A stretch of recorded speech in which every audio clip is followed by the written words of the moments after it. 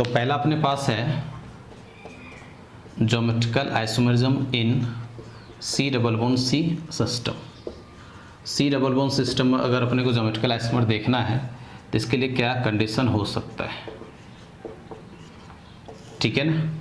तो सबसे पहला कंडीशन अगर देखें तो C double bond C system में अगर हम ज्योमेट्रिकल आइसोमर देख रहे हैं तो C double bond C system क्या होना चाहिए, प्रेजेंट होना चाहिए presence of C double bond C. Second, each double bonded, वही बात आ जाएगा, carbon double bonded carbon having two different group और एटम। एक चीज यहां पर और ध्यान रखेंगे, और मैं लिख देता हूं, ठीक है ना। Distance between two similar group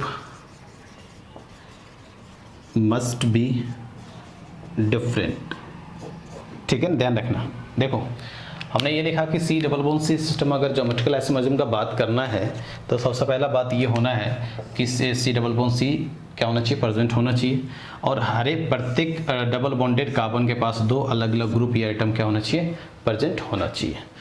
और में हम ध्यान रख सकते हैं, ये अभी काम नहीं आएगा अपने को, क्यूमुलिन में ये बात काम आता है। हम क्यूमुलिन में जब ज्योमेट्रिकल आइसोमर बात करेंगे तब ये अपने को काम आएगा। हम सिर्फ अभी इतना ध्यान रख सकते हैं कि distance between two similar group must be different.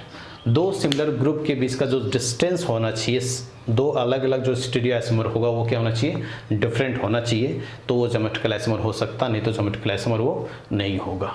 तो ये अपने ये जो कॉन्सेप्ट है, ये वाला कॉन्सेप्ट ये अपने को क्यूमुलिन में काम देगा, तो वहाँ उसके लिए हम क्या करेंगे, ये इसको ध्यान रख के चलेंगे, ठीक है। अब एक बात आ जाता अपने पास यहाँ पर,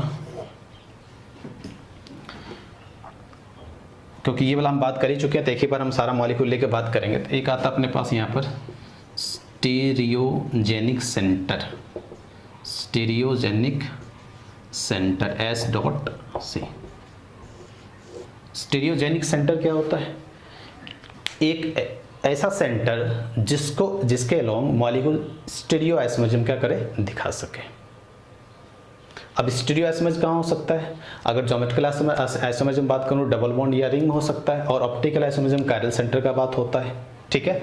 तो हम यहाँ पे ये बोल सकते हैं कि जिस डबल बॉन्ड या जिस रिंग स्ट्रक्चर या जिस कायरल सेंटर के अलोंग मॉलिक्यूल क्या करे, स्टीरियो आइसोमेरिज्म दिखा सके, वही उस मॉलिक्यूल के लिए क्या होगा, स्टीरियोजेनिक सेंटर होगा। क्या लिख सकते हैं यहाँ पर, द डबल बॉन्ड और रिंग और chiral centre by which molecule can show stereo isomerism, ठीक है ना। हमने क्या लिखा कि देखो स्टीरियोजेनिक सेंटर में डबल बॉन्ड भी हो सकता है जिसके द्वारा ज्योमेट्रिकल आइसोमर दिखाया जा सकता है, रिंग भी हो सकता है जिसके द्वारा ज्योमेट्रिकल आइसोमर दिखाया जा सकता है, या कायरल सेंटर भी हो सकता है जिसके द्वारा ऑप्टिकल आइसोमेरिज्म दिखाया जा सकता है, जो हम आगे बात करेंगे। तो द डबल बॉन्ड या रिंग या chiral centre by which molecule can show stereo isomerism, ठीक है ना। एक ऐसा डबल बॉन्ड, एक ऐसा रिंग, एक ऐसा कायरल सेंटर जिसके द्वारा मॉलिक्यूल क्या करे, स्टीरियो आइसोमेरिज्म दिखा सके, वही उस मॉलिक्यूल के लिए क्या होगा, स्टीरियोजेनिक सेंटर कहलाएगा, ठीक है ना। जैसे एक छोटा सा एग्जांपल ले लो, CH2 डबल बॉन्ड CH3, क्या इस मॉलिक्यूल में कोई स्टीरियोजेनिक सेंटर होगा। देखो इस मॉलिक्यूल में अगर अपने को स्टीरियोजेनिक सेंटर देखना है तो पहले हम इसका क्या बना ले, स्ट्रक्चर बना ले, और पहले हम ये देख लें कि क्या ये ज्योमेट्रिकल आइसोमर दिखाएगा या नहीं दिखाएगा। तब हम ज्योमेट्रिकल आइसोमर के कंडीशन को अगर चेक करें तो यहाँ पर दोनों ग्रुप सेम हो गया और यहाँ पर दोनों ग्रुप क्या होगा, डिफरेंट हो गया। इसका मतलब ये ज्योमेट्रिकल आइसोमर नहीं दिखाएगा, क्योंकि ज्योमेट्रिकल आइसोमर दिखाने का कंडीशन क्या होता है, हर एक डबल बॉन्ड कार्बन एटम के पास क्या होना चाहिए, दो अलग अलग ग्रुप होना चाहिए। ये दोनों क्या हो गया, सेम हो गया। इसका मतलब इस मॉलिक्यूल के पास स्टीरियोजेनिक सेंटर कितना हो जाएगा, 0, क्योंकि ये सिर्फ डबल बॉन्ड होना ही स्टीरियोजेनिक सेंटर नहीं होगा, वो डबल बॉन्ड के द्वारा क्या होना चाहिए, ज्योमेट्रिकल आइसोमर्स क्या होना चाहिए, आइसोमेरिज्म क्या होना चाहिए, दिखाना चाहिए। ये इस डबल बॉन्ड के द्वारा क्या कर रहा है, ज्योमेट्रिकल आइसोमर नहीं दिखा रहा है, तो इसलिए स्टीरियोजेनिक सेंटर क्या हो जाएगा, 0 हो जाएगा। जैसे CH3 CH double bond CH CH3 अपने पास है, ठीक है ना। अगला एग्जांपल देखें तो इसको हम इस तरह से बना सकते हैं। तो अगर देखें तो ये क्या कर रहा है, ये डबल बॉन्डेड एटम हो गया, ये भी डबल बॉन्डेड एटम हो गया, और दोनों डबल बॉन्डेड एटम के पास देख लो दोनों अलग अलग ग्रुप है। यहाँ पर दोनों अलग अलग, ये दोनों में कंपैरिजन नहीं करना है। इस डबल बॉन्ड के साथ दो अलग अलग ग्रुप और इस डबल बॉन्डेड वाले कार्बन के साथ दो अलग अलग ग्रुप। तो यहाँ पर भी देखो H और CH3, H और CH3 है, तो दोनों डबल बॉन्डेड कार्बन के साथ दो अलग अलग ग्रुप है। तो ये क्या करेगा, ज्योमेट्रिकल आइसोमर दिखाएगा इस डबल बॉन्ड के लोग। तो अगर ये डबल बॉन्ड के लोग अगर ये ज्योमेट्रिकल आइसोमर दिखाएगा तो इस मॉलिक्यूल के लिए स्टीरियोजेनिक सेंटर कितना हो जाएगा, 1 हो जाएगा। ठीक है ना। तो स्टीरियोजेनिक सेंटर अपने पास क्या हो जाता है, डबल बॉन्ड रिंग या कायरस सेंटर, जिसके द्वारा मॉलिक्यूल क्या कर सकता है, ज्योमेट्रिकल आइसोमर स्टीरियो आइसोमरिज्म क्या कर सकता है, दिखा सकता है। तो वही क्या होगा उस मॉलिक्यूल के लिए स्टीरियोजेनिक सेंटर का बात होगा। ठीक है ना। अब हम बात करते हैं कि जो अपने पास, क्योंकि अभी अपन क्या बात कर रहे हैं, GI इन C+C सिस्टम में, तो C+C सिस्टम में जो कॉन्फिगरेशनल नोमेनक्लेचर होता है वो क्या हो सकता है। तो दो कॉन्फिगरेशनल नोमेनक्लेचर होता है, एक सिस ट्रांस होता है और एक क्या होता है अपने पास EZ होता है। तो पहले हम सिस ट्रांस बात करेंगे और EZ हम बाद में बात करेंगे। ठीक है ना। तो देखते हैं अपन नोमेनक्लेचर किस तरह से यहाँ पर C+C सिस्टम में अगर ज्योमेट्रिकल आइसोमरिज्म होता है तो उसका नोमेनक्लेचर हम किस तरह से देख सकते हैं। चलो आगे हम बात करेंगे यहाँ पर कॉन्फिगरेशनल नोमेनक्लेचर इन GI। तो और यहाँ पर हम कहाँ पर बात करने वाले, C+C में बात करने वाले हैं। C+C में जो GI होगा उसमें कौन कौन से नोमेनक्लेचर आता है। तो अपने पास दो टाइप का नोमेनक्लेचर आता है यहाँ पर, एक आता है सिस और ट्रांस, ठीक है ना, और एक आता है कैपिटल E या कैपिटल Z। ठीक है। सिस या ट्रांस, अगर कोई मॉलिक्यूल C+C के अलोंग ज्योमेट्रिकल आइसोमर दिखा रहा है, दिखाने के बाद ये नोमेनक्लेचर का बात होगा, दिखाने से पहले नोमेनक्लेचर का बात नहीं होगा। ठीक है ना। मैंने क्या बोला कि अगर कोई मॉलिक्यूल C+C के अलोंग क्या कर रहा है, ज्योमेट्रिकल आइसोमर दिखा रहा है, दिखाने के कंडीशन को क्या कर रहा है, सेटिस्फाई कर रहा है, तब हम दो नोमेनक्लेचर वहाँ पर क्या कर सकते हैं, यूज कर सकते हैं। एक यूज करते हैं सिस या ट्रांस और एक यूज कर सकते हैं EZ। ठीक है ना। सिस या ट्रांस कब यूज कर सकते हैं, सिस हम तब बोलेंगे जब सिमिलर ग्रुप क्या हो, सिमिलर ग्रुप सेम साइड, एक जैसा ग्रुप एक साइड मिले। और ट्रांस हम तब यूज करेंगे जब अपने को सिमिलर ग्रुप क्या मिले, अपोजिट साइड मिले, सिमिलर ग्रुप अपोजिट साइड। ठीक है ना। सिस हम तब यूज करेंगे जब सिमिलर ग्रुप सेम साइड मिल जाए, और ट्रांस तब यूज करेंगे जब सिमिलर ग्रुप अपने को क्या मिल जाए, अपोजिट साइड। E या Z नोमेनक्लेचर के लिए अपने को सीनियर या जूनियर ग्रुप डिसाइड करना पड़ता है। तो जब हम EZ नोमेनक्लेचर समझेंगे तब हम सीनियर और जूनियर ग्रुप कैसे डिसाइड करेंगे तब हम वहाँ पर बात करेंगे। सिर्फ अभी इतना देख लेते हैं कि सीनियर ग्रुप के हिसाब से EZ या जूनियर ग्रुप के हिसाब से EZ कैसे डिसाइड कर सकते हैं। तो चाहो तो सीनियर ग्रुप के हिसाब से EZ डिसाइड कर सकते हो, और चाहो तो जूनियर ग्रुप के हिसाब से EZ क्या कर सकते हो, डिसाइड कर सकते हो। लेकिन सीनियर कौन ग्रुप होगा, जूनियर कौन ग्रुप होगा, जब हम EZ नोमेनक्लेचर करेंगे तब वहाँ पर बात करेंगे। अभी सिर्फ इतना ध्यान रख लेंगे, Z के लिए क्या हो जाएगा, सीनियर ग्रुप क्या मिल जाए अपने को, सेम साइड मिल जाए तो Z बोलेंगे, और सीनियर ग्रुप अपने को क्या मिल जाए, अपोजिट साइड मिल जाए, अपोजिट साइड मिल जाए तो उसको E बोलेंगे। ठीक है ना। तो C+C सिस्टम में जब ज्योमेट्रिकल आइसोमर दिखाएगा, C+C सिस्टम में जब ज्योमेट्रिकल आइसोमर दिखाएगा तब हम क्या कर सकते हैं वहाँ पर, तब हम या तो सिस ट्रांस यूज कर सकते हैं या तो EZ यूज कर सकते हैं। ठीक है ना। या तो सिस ट्रांस यूज कर सकते हैं या तो EZ हम क्या कर सकते हैं, यूज कर सकते हैं। ठीक है ना। देखो एग्जाम्पल के साथ अगर हम देखें तो ये सारा चीज़ क्लियर हो जाएगा। जैसे मान लो अपने पास CH3 है, CH++ HCl। ठीक है। और यहीं पर अगर हम इसी को ऐसा लिख ले, CH3 H++ CH और ये Cl, सॉरी यहाँ पर Cl ले लेते और यहाँ पर क्या ले लेते, H ले लेते। ठीक है। यहाँ पर देखो सिमिलर ग्रुप क्या है, सिमिलर ग्रुप क्या है, ये CH3 Cl तो अलग अलग है। सिमिलर ग्रुप कहीं पे भी देख सकते हो, सिमिलर ग्रुप अपोजिट साइड है तो इसको क्या बोलोगे। लेकिन सबसे पहले क्या चेक कर लो, ये ज्योमेट्रिकल आइसोमर दिखा रहा है कि नहीं दिखा रहा। देख लो ये डबल बॉन्डेड कार्बन दो अलग ग्रुप है, ये डबल बॉन्डेड कार्बन दो अलग ग्रुप दिखा रहा है। तो सिमिलर ग्रुप क्या है, अपोजिट साइड ट्रांस हो जाएगा। सिमिलर ग्रुप क्या है, सेम साइड, तो ये क्या हो जाएगा अपने पास सिस हो जाएगा। ठीक है, मान लो ऐसा एग्जाम्पल होता तो क्या होता,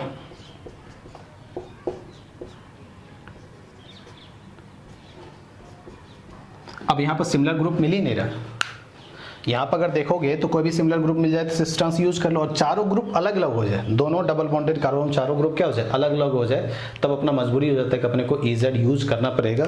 यहाँ पर E और Z में लिख देता हूँ, आगे जब हम डिसाइड करेंगे, जब हम तरीका देखेंगे EZ डिसाइड करने का, तब हम बताएंगे कि ये E होगा या Z होगा।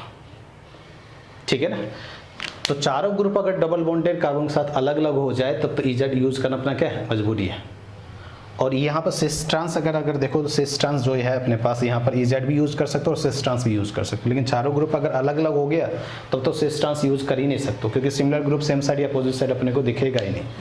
और क्या हो सकता अपने पास, और अपने पास यहाँ हो सकता Cl, Br, Cl और H। इसको क्या बोलेंगे अपन, देखो इसको अगर देखेंगे सिमिलर ग्रुप क्या है सेम साइड है, इसको क्या बोल सकते हो सिस बोल सकते हो। ठीक है ना, तो जब भी सिस का बात होगा तो similar group same side cis, trans similar group opposite side trans हो जाएगा। और EZ जब भी हम बात करेंगे तो सीनियर ग्रुप क्या हो जाए सेम साइड तो Z, और सीनियर ग्रुप अपोजिट साइड होगा तो E बोलेंगे। तो EZ जब हम समझेंगे तो वो अपने आप क्लियर हो जाएगा EZ किस तरह से करना अपने को। अभी हम सिस ट्रांस वाले को क्या करेंगे लेके चलेंगे, तो अब हम कुछ ऐसे एग्जांपल लेते हैं जहाँ आप ये देखेंगे कि वो मॉलिक्यूल ज्योमेट्रिकल आइसोमर दिखाएगा या नहीं दिखाएगा। साथ ही साथ अगर ज्योमेट्रिकल आइसोमर दिखाएगा तो उस मॉलिक्यूल के अंदर स्टीरियोजेनिक सेंटर कितना होगा। ठीक है, तब हम कुछ एग्जांपल के साथ यहाँ पर आते हैं। देखो अपने पास ये कुछ एग्जांपल है जिसमें अपने को ये चेक करना कि ज्योमेट्रिकल आइसोमर दिखाएगा या नहीं दिखाएगा, पहला ये चेक करना है। दूसरी बात ज्योमेट्रिकल आइसोमर अगर दिखाएगा तो कितना उस मॉलिक्यूल के अंदर क्या होगा स्टीरियोजेनिक सेंटर होगा। ठीक है, पहला एग्जांपल है। अब देखो ज़्यादा अगर दिक्कत हो तो सबसे बेहतर तरीका है कि पूरा स्ट्रक्चर बना लो इसको। स्ट्रक्चर बनाने के बाद सारा कहानी अपने को क्या हो जाएगा क्लियर हो जाएगा। तो जैसे मान लो पहले अपने पास है, अगर इसका स्ट्रक्चर बनाओगे तो क्या बनेगा अपने पास डबल बॉन्डेड जो कार्बन मेन उस पर फोकस करना, एक डबल बॉन्ड अपने पास यहाँ और एक डबल बॉन्ड यहाँ पर है।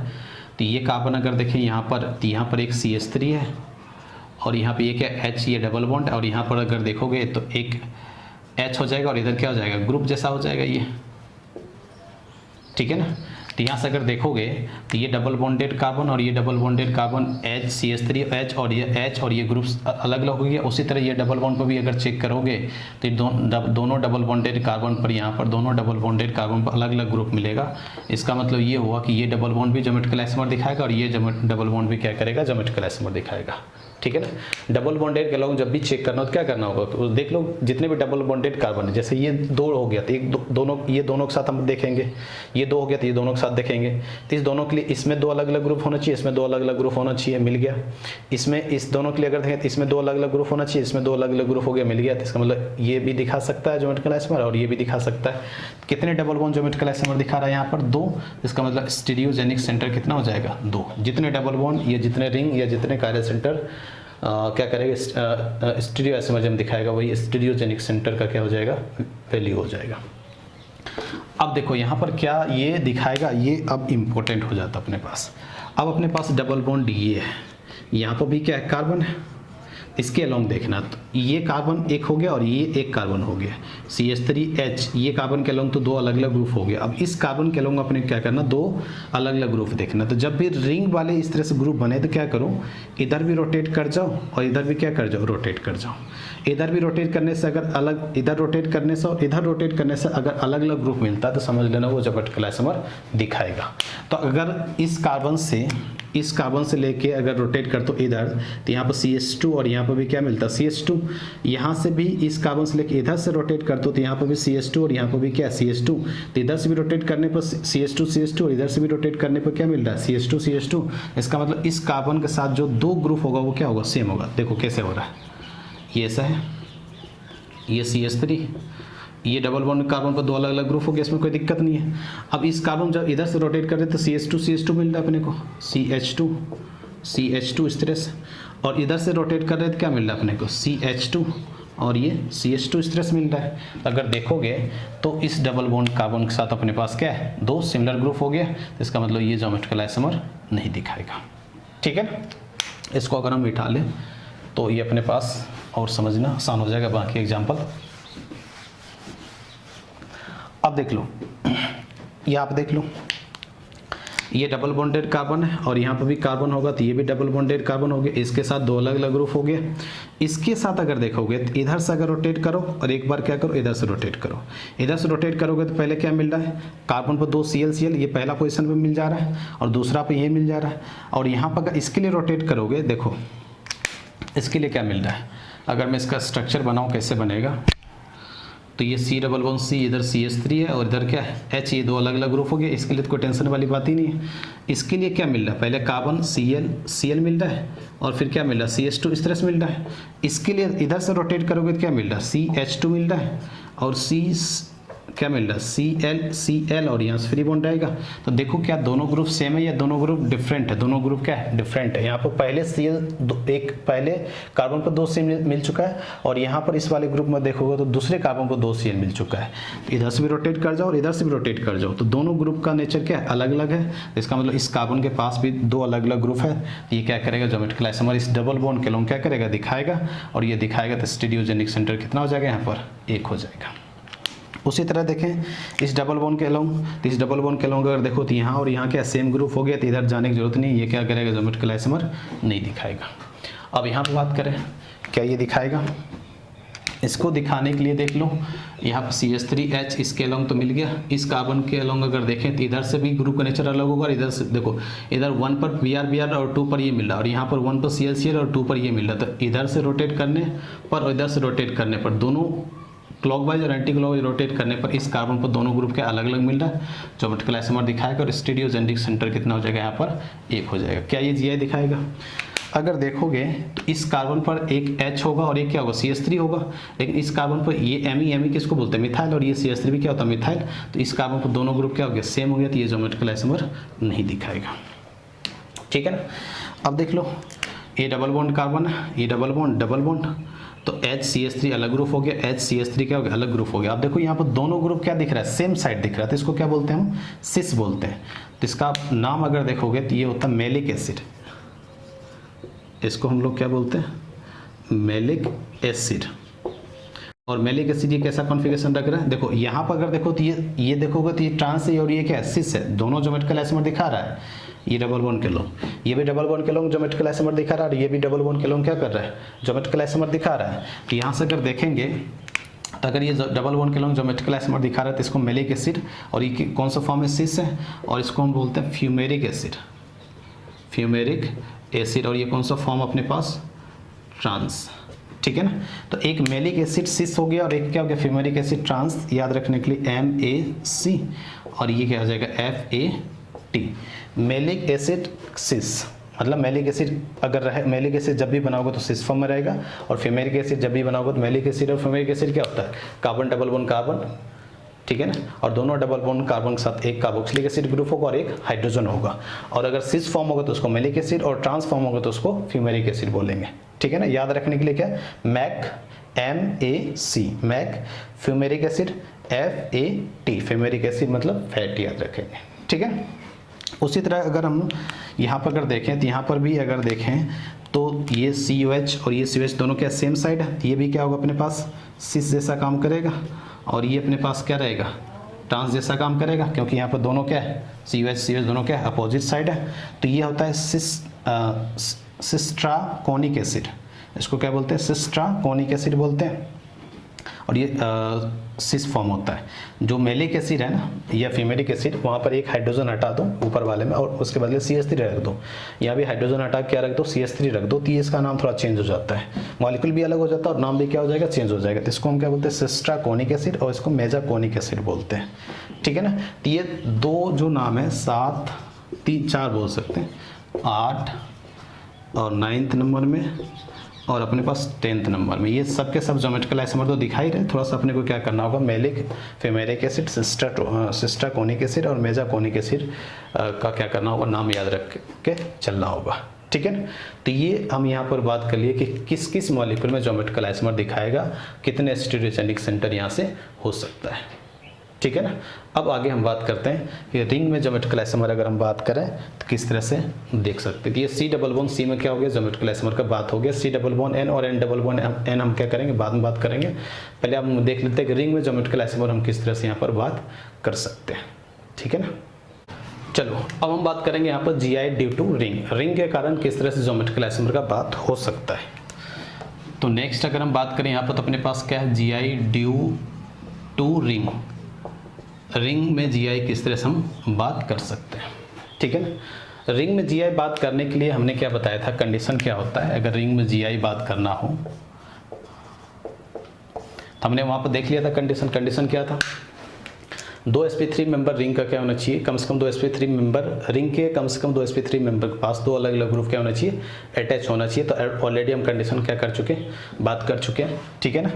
तो अब यहाँ पर हम आ जाते हैं कंडीशन पर, किस तरह से हम क्या कर सकते हैं, इसको समझ सकते हैं, ठीक है ना। समझना एक बार, हमने क्या बोला कि अगर रिंग में ज्योमेट्रिकल आइसोमर का बात करना है, रिंग में ज्योमेट्रिकल आइसोमर का बात करना है तो रिंग में किसी भी दो sp3 मेंबर के साथ दो अलग अलग ग्रुप अगर अपने को मिल जाता है तो ज्योमेट्रिकल आइसोमर का वहाँ हम क्या कर सकते हैं, बात कर सकते हैं, ठीक है।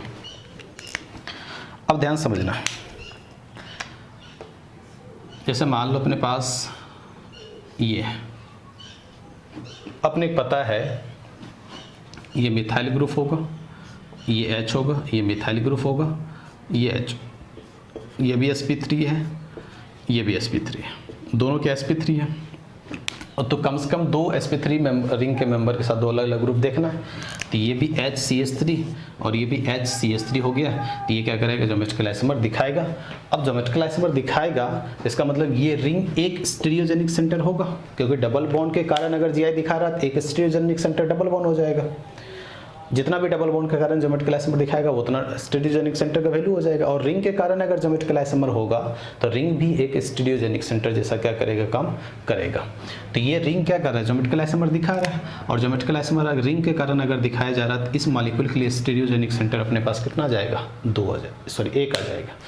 अब बात यहाँ पे ये जाता है कि सर ये बताओ कि ये ज्योमेट्रिकल आइसोमर अगर दिखाएगा तो कितने ज्योमेट्रिकल आइसोमर इसके लिए पॉसिबल हो सकता है। ये अब सबसे ज़्यादा इंपॉर्टेंट बात आ गया। अब यहाँ पर जो सबसे ज़रूरी बात होता है कि मॉलिक्यूल के साथ खेलना, प्ले विथ मॉलिक्यूल, इमेजिनेशन अपना जितना बेहतर तरीके से यहाँ से हम कर पाएंगे उतना अच्छे तरीके से हम इसको क्या कर पाएंगे, समझ पाएंगे। किस तरह समझेंगे देखना। अब इसका दो ज्योमेट्रिकल आइसोमर बन सकता है, दो कौन कौन सा बन सकता है देखना। अगर मैं इसको इस तरह से बनाऊँ, देखने से भी दिखेगा कि ये किस तरह से दिख रहा है। ऐसा लग रहा है कि दोनों ग्रुप सेम साइड है, इस बन गया। और इसी को मैं ऐसा बना दूं, ये CH3 HCH3, तो यहाँ देखो दोनों ग्रुप सेम साइड दिख रहा होगा, यहाँ दोनों ग्रुप अपोजिट साइड दिख रहा होगा। तो ये कैसा दिख रहा है, ट्रांस, ठीक है ना। दोनों ग्रुप यहाँ क्या दिख रहा है, सेम साइड दिख रहा है, और दोनों ग्रुप यहाँ क्या दिख रहा है, अपोजिट साइड दिख रहा है। तो ये सिस हो गई, ये ट्रांस हो गया। अब इसी का 3D स्ट्रक्चर बनाओगे, क्या बनाएंगे, इसका 3D स्ट्रक्चर बनाएंगे। तो किस तरह से इसको समझ सकते हैं, 3D स्ट्रक्चर ध्यान समझना। अभी मैं इस पर कुछ और बात करूंगा 3D स्ट्रक्चर पर। तो ये अपने पास क्या आ जाएगा, ये इस तरह से आ जाएगा, ये इस तरह से आ जाएगा,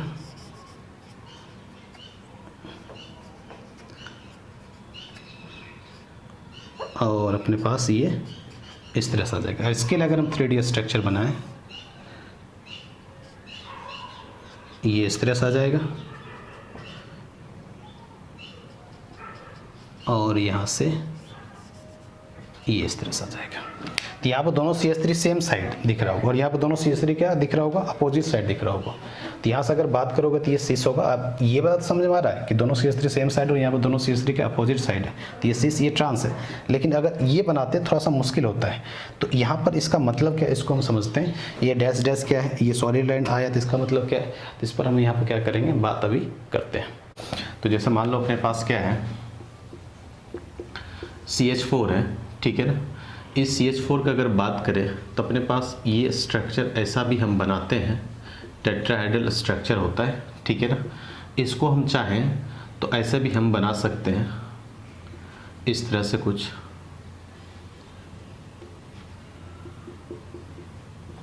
ठीक है ना। अब देखो यहाँ पर 3 टाइप का लाइन यूज करा गया, ठीक है ना। ये दोनों लाइन का मतलब ये होता है, ये दोनों लाइन का मतलब कि ये दोनों बॉन्ड क्या है, प्लेन में है, ठीक है। ये दोनों बॉन्ड क्या है, इन द प्लेन। ये दोनों लाइन का मतलब क्या हो गया, दोनों बॉन्ड क्या है, प्लेन में। इस लाइन का मतलब अगर मैं बोर्ड को प्लेन मानता हूँ तो बोर्ड को हम क्या मान रहे हैं, इस बोर्ड को मैं हमेशा क्या मान चल रहे, अगर हम कॉपी पे लिख रहे हैं तो कॉपी को प्लेन मान लो, बुक में अगर हम समझ रहे हैं तो बुक को प्लेन मान लो। तो अगर मैं बोर्ड पे समझाने की कोशिश कर रहा हूँ तो बोर्ड को मैं क्या मान रहा हूँ, प्लेन मान रहा हूँ। तो ये दोनों बॉन्ड क्या है, बोर्ड के प्लेन में, और ये बॉन्ड क्या है, डैश मतलब क्या होता है, बोर्ड प्लेन के अंदर।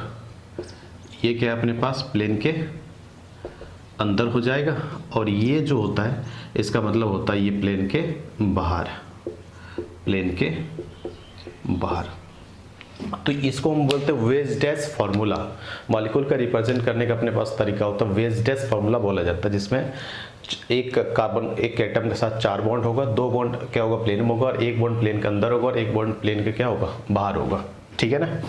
तो ये लाइन डैश वाला लाइन कहीं भी दिखे तो इसका मतलब समझना कि ये प्लेन के अंदर बात कर रहा है, और ये वेज वाला लाइन अगर दिखे, सॉलिड वाला लाइन दिखे अगर, तो इसका मतलब ये क्या है, प्लेन के बाहर, और ये वाला लाइन अगर दिखे तो ये दोनों क्या है, प्लेन में है, ठीक है। जब ये चारों 3 टाइप का लाइन यूज करें, सिंपल अपने पास यहाँ पर यह आ जाता है कि अगर ये वाला लाइन यूज करा जाए इस तरह से, तो इसका मतलब क्या हुआ, इन द प्लेन, ये क्या रहेगा, प्लेन में रहेगा।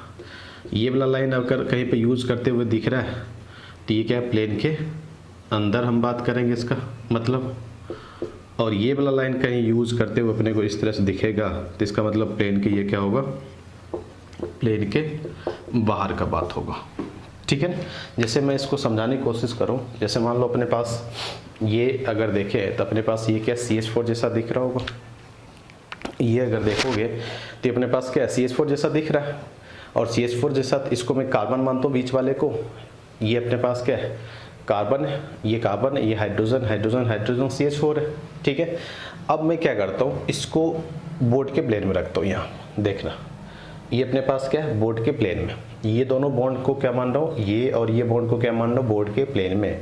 जैसे ये इस दोनों बॉन्ड को मैंने बोर्ड के प्लेन में माना तो एक बॉन्ड बाहर जाते हुए दिख रहा होगा, एक बॉन्ड अंदर आते हुए दिख रहा होगा, देखो, ठीक है ना। अगर इसको ठीक से देखो तो हमने क्या बोला, इस दोनों बॉन्ड को हम क्या मान रहे हैं, इस दोनों बॉन्ड को हम क्या मान रहे हैं, यहाँ पर अगर देखें तो इस दोनों बॉन्ड को हम यहाँ पर मान रहे हैं प्लेन में, ये क्या अपने पास प्लेन में, ठीक है ना, ये क्या है, प्लेन में, और ये अपने को अंदर जाते हुए दिखेगा, ये अगर देखें तो बाहर जाते हुए दिखेगा, और ये क्या होगा, अंदर आते हुए दिखेगा, ठीक है ना। तो ये दोनों लाइन क्या हो गया, जैसे यहाँ पर अगर मैं रखने की कोशिश करूँ, इसको मिलाने की कोशिश करूँ, यहाँ पर देखो इस तरह से, ठीक है ना। तो ये दोनों लाइन यहाँ पर हो गया, और ये प्लेन के अंदर हो गया, ये क्या हो जाएगा, प्लेन के बाहर हो जाएगा, ठीक है। तो इसको हम वेज डैश फार्मूला बोलते हैं। तो यहाँ पर जो 3D रिप्रेजेंटेशन है अपने पास यहाँ पर ये है, तो यहाँ पर दोनों CH3 क्या एक साथ प्लेन के बाहर है, और दोनों CH3 यहाँ पर क्या है, एक साथ अपोजिट है, एक दूसरे के क्या है, अपोजिट है। इसको मैं एक और एग्जांपल समझाने की कोशिश करूँगा, यहाँ पर देखना, यहाँ पर जैसे ये मुझे लगता है सबको दिख रहा होगा, ये 3 कार्बन का अपने पास क्या है, रिंग है। 3 कार्बन का अगर रिंग देखें तो अपने पास, इसको मैं इस तरह समझाने की कोशिश करूं, अभी मैं इसको क्या कर रहा हूं, इस प्लेन रिंग को इस प्लेन में मान रहा हूं, बोर्ड के प्लेन में नहीं मान रहा हूं, ताकि देखने में अपने को आसानी रहे, ठीक है। रिंग को क्या मान रहा हूं, बोर्ड के प्लेन में इस तरह से मान रहा हूं, इस प्लेन में हॉरिजॉन्टली मान रहे हैं। अगर इस प्लेन में अगर है तो देखो दोनों, इसको मैं CH3 मान लो, और इसको H और H मान लो, तो ये दोनों बाहर जाते हुए दिख रहा है, और ये दोनों अंदर जाते हुए, प्लेन के देखो, ये प्लेन अगर है, यहाँ से ये प्लेन है तो ये दोनों बाहर जाते हुए दिख रहा है, और ये दोनों क्या है, अंदर जाते हुए दिख रहा है, ठीक है ना। अगर मैं ऐसा मान लूँगा इसको, ऐसा बोर्ड के प्लेन जैसा, ये बोर्ड के प्लेन जैसा अगर मान लूँगा तो ये दोनों बाहर जाते हुए दिख रहा है, और ये दोनों क्या है, अंदर जाते हुए दिख रहा है। तो यहाँ पर भी सेम बात है, यहाँ पर जो ये वाला स्ट्रक्चर बना हुआ है, ये रिंग को हमने क्या माना, बोर्ड के प्लेन माना, तो ये दोनों CH3 क्या है, बोर्ड के बाहर आते हुए दिख रहा है, और दोनों H क्या बोर्ड के अंदर जाते हुए दिख रहा है। सेम बात अगर हम बात करें यहाँ पर अगला, तो यहाँ पर क्या है, अगर मैं इसको रिंग मानूँ, यहाँ पर इसको क्या मानूँ, रिंग, ये रिंग है 3 कार्बन का, और ये रिंग क्या बोर्ड के प्लेन में, ठीक है ना। तो देख लो ये CH3 ये CH3 तो दोनों एक दूसरे का क्या दिख रहा है, अपोजिट दिख रहा है, और यहाँ पे ये दोनों H और H क्या दिख रहा है, एक दूसरे का अपोजिट दिख रहा है, ठीक है। तो इसको ऐसे भी समझ सकते हो, जैसे मैं रिंग इसको क्या मानूँ, बोर्ड, ये क्या है अपने पास बोर्ड का प्लेन है, ठीक है ना, और मान लो कि दोनों CH3 क्या है सामने है, दोनों CH3 क्या है सामने है, और H के प्लेन के अंदर है। और इसी तरह अगर मैं इसको ऐसे कर दूं तो CH3 अपोजिट साइड हो जाएगा, H और H क्या हो जाएगा अपोजिट साइड हो जाएगा, ठीक है ना। तो रिंग को अगर मैं बोर्ड में समझाने की कोशिश करूं तो बोर्ड के प्लेन में मानो, ये बोर्ड का प्लेन हो गया। और यहाँ पर एक एटम, 2 एटम, 3 एटम, तो दो sp3 एटम पर CH3 बाहर जाते हुए दिखेगा, और H क्या होगा अंदर जाते हुए दिखेगा, ठीक है ना। तो दोनों अगर बाहर जाते हुए दिखेगा और तो ये क्या होगा सिस होगा, और एक बाहर और एक अंदर जाते हुए दिखेगा तो ये क्या हो जाएगा ट्रांस हो जाएगा। यहाँ पर दोनों बाहर जाते हुए दिख सकता है, क्योंकि हम चाहे तो CH3 के रिस्पेक्ट में भी बात कर सकते हैं, हम चाहे तो H और H के रिस्पेक्ट में भी बात कर सकते हैं। तो दोनों CH3 बाहर जाए या दोनों CH3 अंदर जाए तो भी सिस, ये क्या होगा सिस होगा। और यहाँ पर एक CH3 बाहर और एक CH3 अंदर होगा तो ये क्या होगा अपने पास ट्रांस जैसे यहाँ पर काम करने वाला है, ठीक है ना। तो ये तो अपने पास यहाँ पर बात हो गया कि जब अपने पास साइक्लोप्रोपेन में 2 कार्बन पर, रिंग के 2 कार्बन पर हमने क्या करा CH3 ग्रुप लगा दिया, तो अपने को वहाँ पर कितने ज्योमेट्रिकल आइसोमर मिला, 2 ज्योमेट्रिकल आइसोमर मिला, एक सिस फॉर्म मिला और एक अपने पास क्या मिला ट्रांसफॉर्म मिला, ठीक है ना। या ऐसे भी बोल सकते हैं, एक ऐसा फॉर्म मिला जिसमें दोनों ग्रुप सेम साइड मिला और एक ऐसा फॉर्म मिला जिसमें दोनों ग्रुप अपोजिट साइड मिला, ठीक है ना। अब आगे तो कुछ एग्जाम्पल पर हम और क्या करते हैं यहाँ पर बात करते हैं। जैसे एग्जाम्पल नंबर 1 में हमने बात करा था ये, तो ये GI दिखाएगा और GI दिखाएगा कितना बनेगा 2 बनेगा, ये CH3 और चाहो तो किसी एक ही ग्रुप को दिखाओ, यहाँ पर दोनों ग्रुप को दिखाने की हमेशा ज़रूरत नहीं होगा, ये CH3 और एक और बनेगा अपने पास यहाँ पर ये CH3 और ये CH3। हम हमेशा चाहे तो सिर्फ एक ही ग्रुप के रिस्पेक्ट में यहाँ पे दिखा सकते हैं, क्योंकि एक का अगर अपने पास एक कार्बन और एक कार्बन के पास 4 बॉन्ड है तो 2 बॉन्ड अगर प्लेन में है तो एक बॉन्ड प्लेन के अंदर होगा और एक बॉन्ड प्लेन के बाहर होगा, हमेशा ये बात क्या होता है फिक्स होता है। एक कार्बन पर अगर 4 ग्रुप है तो 2 बॉन्ड अगर प्लेन में तो एक प्लेन के अंदर और एक क्या होगा प्लेन के बाहर। तो मैं अगर चाहूँ तो इसको ऐसे भी लिख सकता हूँ, इन शॉर्ट में हमेशा अपने को सारे बॉन्ड बनाने, मिथाइल के रिस्पेक्ट में अगर देखें तो क्योंकि अब ये कार्बन है तो ये दोनों बॉन्ड क्या होगा, ये और ये बॉन्ड प्लेन में, तो ये बॉन्ड क्या होगा प्लेन के बाहर, यहाँ पर भी यहाँ पर ये बॉन्ड क्या हो जाएगा प्लेन के बाहर, और दूसरा जो हाइड्रोजन होगा ये बात अपने आप नोन है तो वो क्या होगा प्लेन के अंदर। तो ऐसे भी हम लिख सकते हैं इसको, ऐसा भी लिखना चाहो तो ऐसा भी लिख सकते हैं इसको। उसी तरह इसके लिए अगर हम बात करें तो इसको हम इस तरह से भी लिख सकते हैं, इस तरह से भी लिख सकते हैं, ठीक है।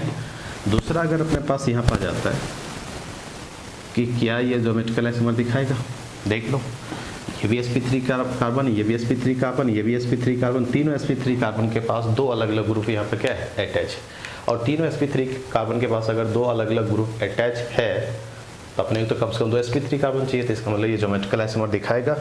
और इसके पास अगर स्टीरियोजेनिक सेंटर का बात करें तो अपने पास कितना जाएगा 1, क्योंकि एक रिंग के रिस्पेक्ट में क्या कर रहा है ज्योमेट्रिकल आइसोमर दिखा रहा है, ठीक है सर। ज्योमेट्रिकल आइसोमर दिखा रहा है तो कितने ज्योमेट्रिकल आइसोमर बनेगा इस पर बात करते हैं। देखो एक तो हम ये हो सकता है कि तीनों मिथाइल को बाहर रखें, प्लेन के बाहर रखें, तीनों मिथाइल को प्लेन के बाहर रखो या प्लेन के अंदर, दोनों बात क्या है एक जैसा ही, ऐसा नहीं कि प्लेन के बाहर और प्लेन के अंदर रखे तो 2 बन जाएगा, ठीक है। जैसे यहाँ पर दोनों मिथाइल को मैं प्लेन के बाहर रखूँ या प्लेन के अंदर, जैसे यहाँ पर अगर देखोगे, जैसे यहाँ पर अपने पास है मान लो ये रिंग है, ठीक है ना, ये रिंग है, इसको मैं प्लेन के क्या कर रहा हूँ दोनों मिथाइल को यहाँ पे, इसको मिथाइल मान लो, इसको मिथाइल, दोनों मिथाइल को प्लेन के बाहर रख रहा हूँ।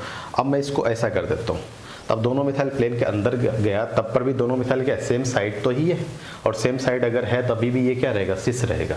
तो यहाँ पर दोनों मिथाइल प्लेन के अंदर हो या दोनों मिथाइल प्लेन के बाहर हो तो भी क्या रहेगा अपने पास एक ही बात होगा। तो उसी तरह यहाँ पर अगर देखें इसके लिए तीनों मिथाइल को प्लेन के बाहर रखो या अंदर रखो वो क्या रहेगा एक ही जैसा ज्योमेट्रिकल आइसोमर बनेगा।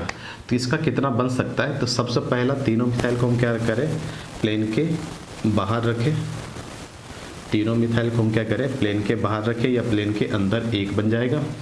अब क्या कर लो 2 को बाहर रखो, 2 को क्या करो बाहर रखो और 1 को क्या करो यहाँ पर अंदर रखो, ठीक है ना। 2 को बाहर और 1 को अंदर, या 2 अंदर 1 बाहर भी क्या रहेगा सेम ही रहेगा, क्योंकि इसको जब पलटोगे ना, जैसे अभी हमने क्या बोला कि या ये क्या है, सेम है। कैसे सेम है, देखो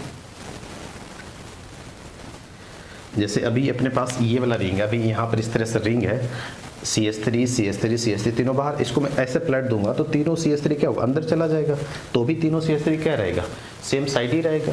तो तीनों CH3 यहाँ पर प्लेन के बाहर हो या तीनों CH3 प्लेन के अंदर हो, ये दोनों क्या होगा, एक ही जैसा, दोनों को दो काउंट नहीं करेंगे।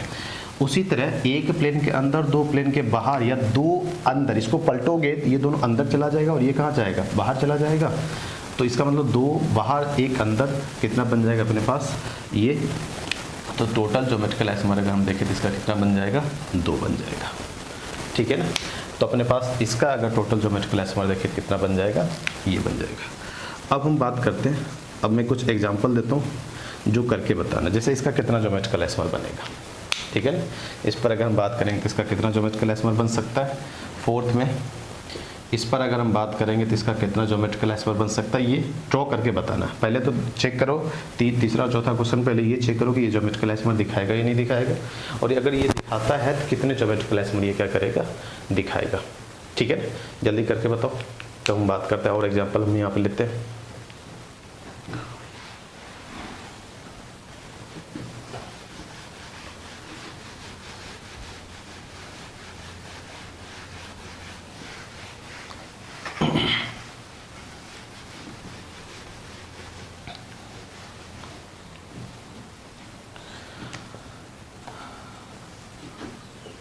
देखो इसके लिए अगर हम बात करें कितना दिखाएगा, 2 ही दिखाएगा, दोनों बाहर, दोनों CH3 को क्या रखो, बाहर रखो, और एक बाहर और एक अंदर रखो।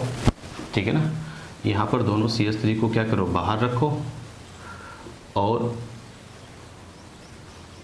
एक बाहर एक अंदर रखो, और कुछ भी नहीं लगा तो CH3 लगा हुआ है। यहाँ पर अगर मैं CH3 नहीं लिखता हूँ तो इसका मतलब ये क्या है, जैसे ये ऐसे करके हमने लिख दी थी CH3 हो गई थी, यहाँ पर भी ये CH3, तो ये अपने पास बन जाएगा। चौथा के लिए अगर बात करोगे यहाँ पर ये कितना बनेगा देखना, पहले मैं बताता हूँ। चारों को क्या करो, चार जो मिथाइल ग्रुप है, चारों को हम क्या करें, बाहर रखें, एक बन सकता है। अब हम क्या करें, 3 को बाहर रखें, एक एक घटाते चलेंगे और एक को अंदर रख लें। अब हम क्या करें, 2 को बाहर रखें और दोनों को क्या करें, अंदर रख लें। अब देखो यहाँ पर 2 बाहर 2 अंदर लगातार वाले, अल्टरनेट वाले 2 अंदर 2 बाहर कर लो, अल्टरनेट वाले 2 अंदर क्या कर और 2 क्या कर लो, बाहर कर लो। ठीक है ना। तो हमने क्या बोला कि अगर इसके लिए ज्योमेट्रिकल आइसोमर देखें तो चारों बाहर या चारों अंदर सेम होगा, 3 बाहर 1 अंदर या 3 अंदर 1 बाहर भी क्या रहेगा, सेम रहेगा, 2 अंदर 2 बाहर। और ये 2 अंदर 2 बाहर जो लगातार वाले, ये अल्टरनेट वाले अगर लेंगे तो ये दोनों क्या रहेगा, एक दूसरे से अलग अलग होगा। तो इसके लिए अगर हम ज्योमेट्रिकल आइसोमर बात करें तो अपने पास कितना बन जाएगा, 4 बन जाएगा। ठीक है ना। और एग्जाम्पल अगर हम बात करें,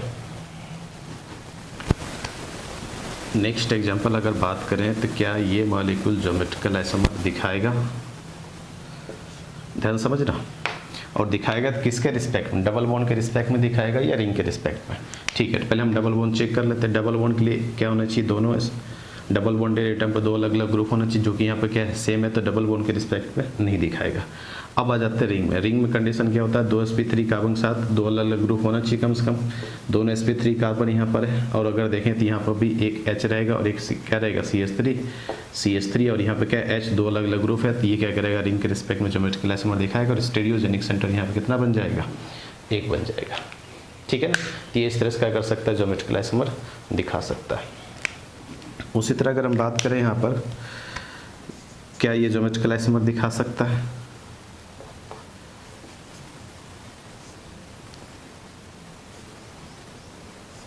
देखो जल्दी से देखो, एक तो ये एटम हो गया और एक लोन पर भी हो जाएगा यहाँ पर नाइट्रोजन पर।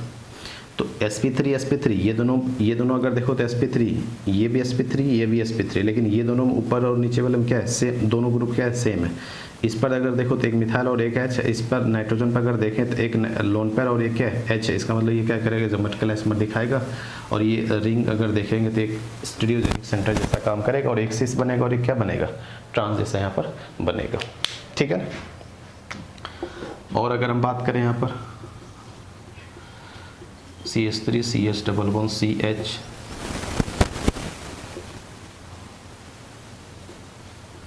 क्या ये ज्योमेट्रिकल आइसोमर दिखाएगा? देखो बताओ जल्दी से, ठीक है। और दिखाएगा किसके रिस्पेक्ट में? डबल बॉन्ड के रिस्पेक्ट में दिखा लेगा, चेक कर लो जल्दी से। और अगर देखो तो ये भी sp3 कार्बन है और यहाँ पर ये भी sp3 कार्बन, और दोनों के पास दो अलग अलग ग्रुप अटैच है, क्योंकि एक ये वाला ग्रुप होगा और एक हाइड्रोजन होगा, और ये वाला ग्रुप होगा और एक हाइड्रोजन होगा। तो रिंग के रिस्पेक्ट में भी क्या कर रही है? ज्योमेट्रिकल आइसोमर दिखा रहा है, तो इसके लिए स्टीरियोजेनिक सेंटर कितना आ जाएगा अपने पास? 2 आ जाएगा, ठीक है ना।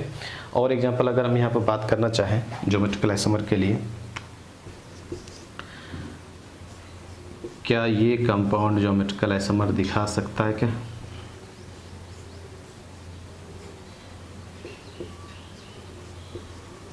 देखो अब यहाँ पर क्या होगा, यहाँ पर अगर बात करोगे तो ये कार्बन और ये कार्बन, इधर से देखना पड़ेगा एक ग्रुप और एक ग्रुप इधर से देखना पड़ेगा इसके लिए, और यहाँ पर इधर से देखना पड़ेगा और इधर से देखना पड़ेगा।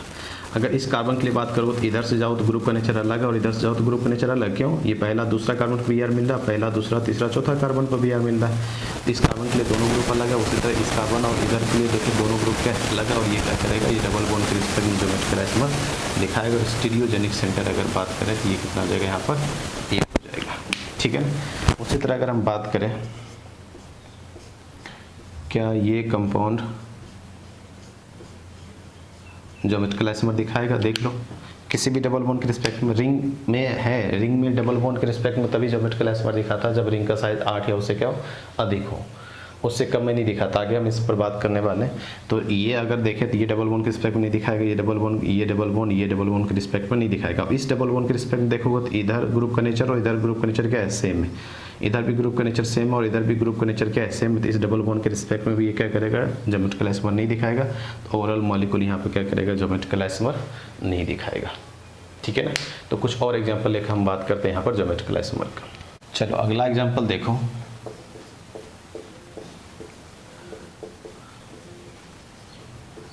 क्या ये मॉलिक्यूल ज्योमेट्रिकल आइसोमर दिखाएगा? देख लो अभी हम ज्योमेट्रिकल आइसोमर बात कर रहे हैं, तो अपने को रिंग के किसी भी 2 sp3 कार्बन पर 2 अलग अलग ग्रुप चाहिए, जो कि आसानी से यहाँ पर दिख रहा है। और रिंग यहाँ पे क्या होगा? एक स्टीरियोजेनिक सेंटर जैसा काम करेगा और ये मॉलिक्यूल क्या करेगा? ज्योमेट्रिकल आइसोमर दिखा सकता है। उसी तरह अगर हम बात करें अपने पास अगर ये हो,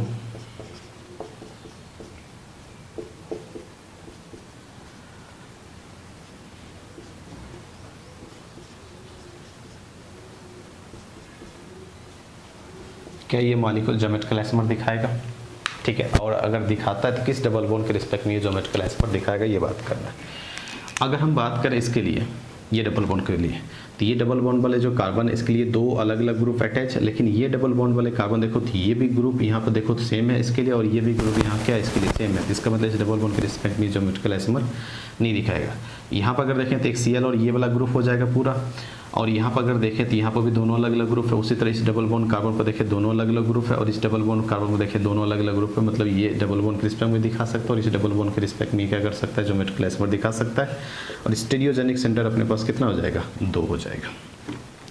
एक लास्ट एग्जाम्पल अपने पास ज्योमेट्रिकल आइसोमर का, कि क्या इसको हम बोलते हैं फॉर्मिक एसिड, सबने इसका नाम देखा होगा। क्या ये ज्योमेट्रिकल आइसोमर दिखाएगा? ठीक है ना। अब ज्योमेट्रिकल आइसोमर हम कहाँ बात करते हैं? डबल बॉन्ड के रिस्पेक्ट में बात करते हैं। ज्योमेट्रिकल आइसोमर जो बात करना होता है वो कहाँ बात करते हैं? डबल बॉन्ड के रिस्पेक्ट में बात करते हैं। तो ऑक्सीजन के पास कितना लोन पेयर होगा? 2 होगा। तो ये डबल बॉन्ड एटम और ये क्या है? डबल बॉन्डेड डबल एटम है। तो ये और ये ग्रुप क्या हो जाएगा? सेम, अलग अलग हो जाएगा। लेकिन यहाँ पर ऑक्सीजन के लिए अगर देखें तो ये और ये क्या हो जाएगा? सेम हो जाएगा। तो अभी अगर देखें तो ये ज्योमेट्रिकल आइसोमर नहीं दिखाते हुए दिख रहा है,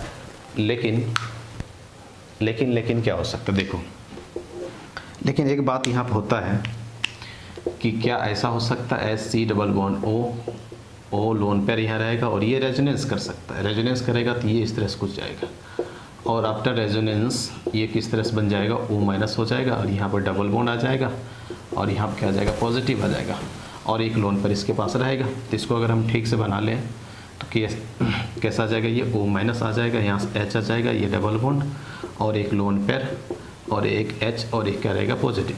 क्योंकि अपने को पता है कि ऑक्सीजन अगर 3 बॉन्ड बनाता है तो एक पॉजिटिव चार्ज रहेगा और एक लोन पेयर उसके पास अभी बचा हुआ रहेगा। अब देखो ये डबल बॉन्डेड वाले कार्बन पर 2 अलग अलग ग्रुप दिख रहा है, और ये डबल बॉन्डेड ऑक्सीजन पर एक लोन पेयर वाला ग्रुप और एक हाइड्रोजन ग्रुप दिख रहा है। इसका मतलब ये अगर देखेंगे तो ये नॉर्मल कंडीशन में नहीं दिखाई, लेकिन जब ये रेजोनेंस कर लेगा तब तो रेजोनेंस ये क्या कर सकता है, ज्योमेट्रिकल आइसोमर यहाँ से दिखा सकता है।